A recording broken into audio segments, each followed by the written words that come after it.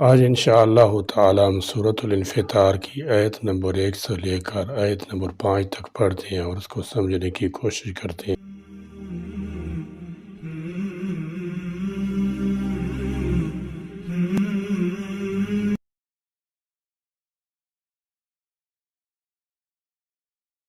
سورہ انفطار مکہ میں نازل ہوئی، اس میں 19 آیات ہیں اور ایک رکوع۔ اس کے کلمات 80، حروف 327 ہیں۔ ربط و مناسبت: اس صورت کا نام انفطار، انفطرت اور المنفطر ہے۔ وجہ تسمیہ ظاہر ہے، اس کا ربط ماقبل صورت سے بالکل ظاہر ہے، گویا یہ دونوں صورتیں ایک شعر کے دو مصرے اور ایک جان کے دو قالب ہیں۔ صورت سابقہ میں تخریب عالم کے اسباب بیان فرما کر نفوس انسانی کا اپنے اعمال پر مطلع ہونا ارشاد فرمایا گیا۔ اس سورہ میں بھی اسی انداز سے انسانی سعادت شقاوت کی تصویر کھینچی گئی۔ اعوذ باللہ من الشیطان الرجیم، بسم اللہ الرحمن الرحیم۔ اذا السماء انفطرت واذا الكواكب انتثرت واذا البحار فجرت واذا القبور بعثرت علمت نفس ما قدمت واخرت۔ اذا جب، السماء آسمان، انفطرت پھٹ جائے گا، انفطرت فطر کے میں نے کسی چیز کو لمبائی میں یوں پھاڑنا کہ اس میں شگاف پڑ جائے، اور فطور شگاف کے معنی میں آتا ہے، اس لحاظ سے انفطر کا میں نے چڑھ جانا بھی درست ہے اور پھٹ جانا بھی۔ جو صورت بھی ہو اس سے آسمان میں شگاف پڑ جائیں گے، یعنی اللہ تبارک و تعالیٰ کے حکم اور اس کی حیت سے پھٹ جائے گا اور فرشتے نیچے اتر آئیں گے۔ اس سورہ میں قیامت کا ذکر جن اشیاء کے حوالے سے کیا جا رہا ہے ان میں آسمان سر فہرست ہے۔ فرمایا اذا السماء انفطرت، جب آسمان پھٹ جائے گا، کیونکہ عام انسانوں کی ذہنیت اس قسم کی ہوتی ہے کہ کسی غیر معمولی واقعہ کو دیکھ کر فوراً متوجہ ہوتے ہیں۔ اس لیے اللہ تبارک و تعالیٰ نے قرآن پاک کے پروگرام کی طرف متوجہ کرنے کے لیے اس قسم کے غیر معمولی واقعات کا تذکرہ فرمایا تاکہ لوگ توجہ کریں، غور و فکر کریں اور حقیقت کو سمجھیں۔ چنانچہ آسمان کے پھٹ جانے کا ذکر کیا کہ جب قیامت کا پہلا سور پھونکا جائے گا، کوئی چیز اپنے مستقر پر نہیں ٹھہر سکے گی، ہر چیز درم برم ہو جائے گی، آسمان پھٹ جائے گا، جیسے کہ سورہ نبا میں آ چکا ہے۔ وَفُتِحَتِ السَّمَاءُ فَكَانَتْ أَبْوَابًا، آسمان کھول دیا جائے گا اور فضا میں دروازے ہی دروازے نظر آئیں گے اور آسمان سے پرے کی ہر چیز نظر آنے لگے گی۔ اس دن فرشتے بھی اتر پڑیں گے، حیرت انگیز منظر ہوگا، ہر چیز پر دہشت تاری ہوگی۔ اس دن مقربین الیہ بھی خوفزدہ ہوں گے۔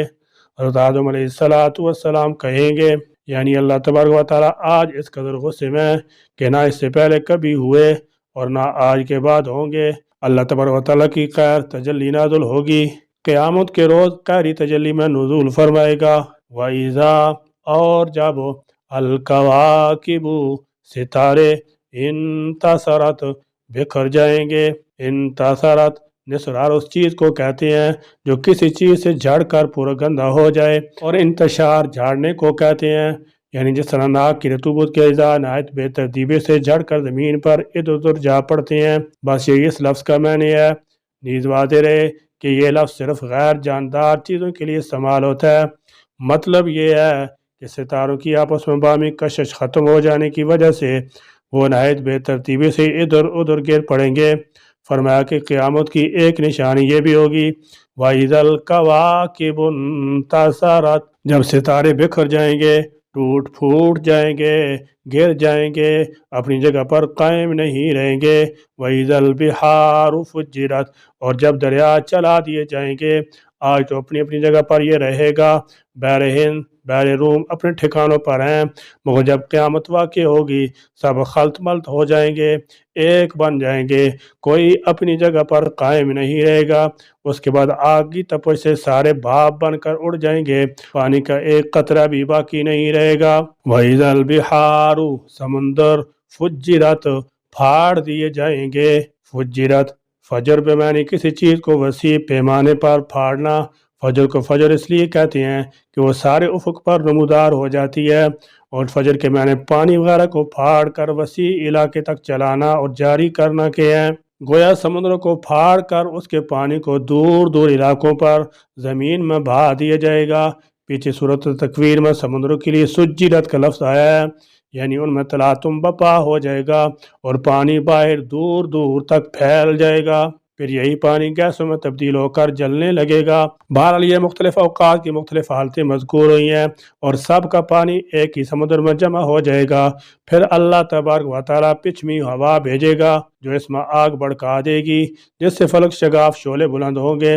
فرمایا وَإِذَا الْقُبُورُ بُعْثِرَتْ، جب قبریں زیر و زبر کر دی جائیں گی، اکھاڑ دی جائیں گی اور ان میں مدفون لوگوں کو نکالا جائے گا، ان میں خوف دہشت طاری ہو جائے گا۔ پھر جس طرف سے آواز آ رہی ہوگی ان کو اس میدان کی طرف چلایا جائے گا اور وہ اس طرح دوڑتے ہوئے جائیں گے جس طرح تیر اپنے نشانے کی طرف جاتا ہے۔ تو ان قبروں کے اکھاڑنے کو حشر سعد بھی کہتے ہیں۔ وَإِذَا، اور جب القبور، قبریں، بُعْثِرَت، کھول دی جائیں گی، اور عُثِرَ کے معنی کسی دوسری چیز کے دوران کسی اور چیز کا خود بخود ظاہر ہو جانا، کھل جانا یا سامنے آ جانا۔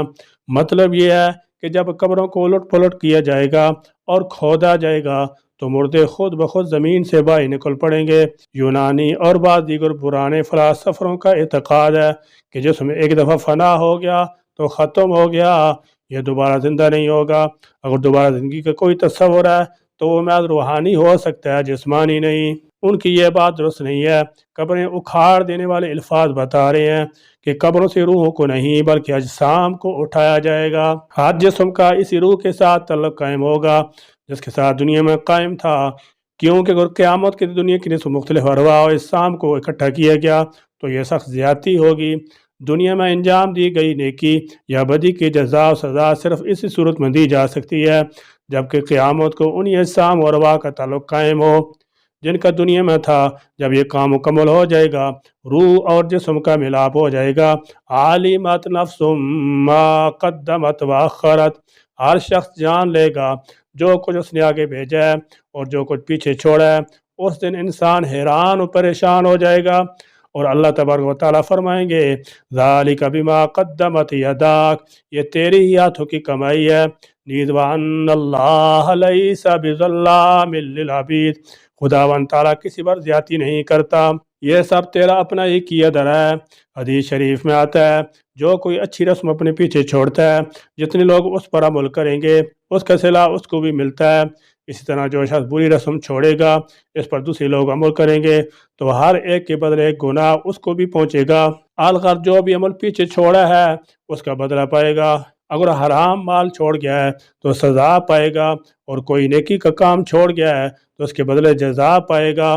اس لیے فرمایا عالمت، تو جان لے گا، نفس، ہر نفس، ما جو، قدمت اس نے آگے بھیجا، وآخرت اور جو اس نے پیچھے چھوڑا۔ اس آیت کے دو مطلب ہیں، ایک یہ کہ دنیا میں اس نے پہلی عمر میں کون کون سے کام کیے تھے اور بعد میں کون کون سے، اور اعمال ناموں میں یہ سب باتیں ترتیب وار درج ہوں گی۔ دوسرا مطلب یہ ہے کہ انسان کے وہ کون کون سے کام تھے جو اس نے اپنی زندگی میں سر انجام دیے تھے، یہ ما قدمت ہے، اور ایسے کون کون سے کام تھے جن کا ثواب یا عذاب اس کی موت کے بعد اس کے اعمال نامہ میں درج ہوتا رہے گا، یہ ما اخرت ہے۔ جیسے کہ رسول اللہ صلی اللہ تعالی علیہ وسلم نے فرمایا جس نے اسلام میں کسی نیک کام کی طرح ڈالی اس کے لیے اس کے اپنے عمل کا بھی ثواب ہے، اور جو لوگ اس کے بعد اس پر عمل کریں گے اس کا بھی ثواب ہے، بغیر اس کے کہ ان لوگوں کو ثواب کچھ کم ہو۔ اور جس نے اسلام میں کوئی بری طرح ڈالی اس پر اس کے اپنے عمل کا بھی بار ہے اور ان لوگوں کا بھی جو اس کے بعد عمل کریں گے بغیر اس کے کہ ان لوگوں کا بار کچھ کم ہو۔ یعنی جب مذکورہ امور واقع ہوں گے تو انسان کو اپنے تمام کی دھرے کا علم ہو جائے گا، جو بھی اچھا یا برا اس نے کیا ہوگا وہ سامنے آ جائے گا۔ پیچھے چھوڑے ہوئے عمل سے مراد اپنے کردار و عمل کے اچھی یا برے نمونے ہیں جو دنیا میں وہ چھوڑ آیا تھا، اور لوگ ان نمونوں پر عمل کرتے رہے ہیں۔ یہ نمونے اگر اچھے ہوں گے تو ان کے مرنے کے بعد ان نمونوں پر جو لوگ بھی عمل کریں گے اس کا ثواب اسے بھی پہنچتا رہے گا، اور اگر برے نمونے اپنے پیچھے چھوڑ گیا ہے تو جو بھی اسے اپنائے گا ان کا گناہ بھی اس شخص کو پہنچتا رہے گا جس کی مساعی اور کوشش سے وہ برا طریقہ یا کام رہ ہوا تھا۔ یعنی آگے بھیجے ہوئے سے مراد اس کے اپنے اعمال ہیں اور پیچھے چھوڑے ہوئے سے مراد وہ اچھے کام ہیں جن کی بنیاد اس نے رکھی تھی، جیسے دین کی نشر و اشاعت، تعلیم و تربیت، اور خدمت خلق کے ادارے یا مسجد وغیرہ۔